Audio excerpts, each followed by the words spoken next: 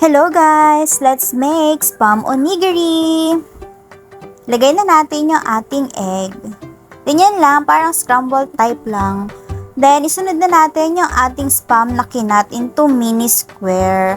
At syempre, meron niyang special sauce na gawa nila Blab. Syempre, halu-haluin lang natin hanggang sa ma-sip-sip nung spam yung ating special sauce. At isunod na natin yung pagdurog-durog ng nori.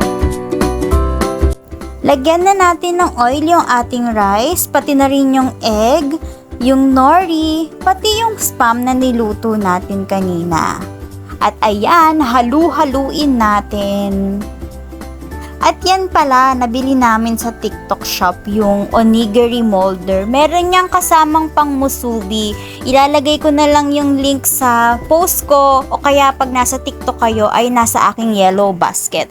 At ayan, di ba, ang dami naming nagawa. Sobrang natuwa kami sa paggawa nung onigiri na yan. Ang cute, lalo na yung maliit, sobrang cute. Isang kagatan nga lang yun eh.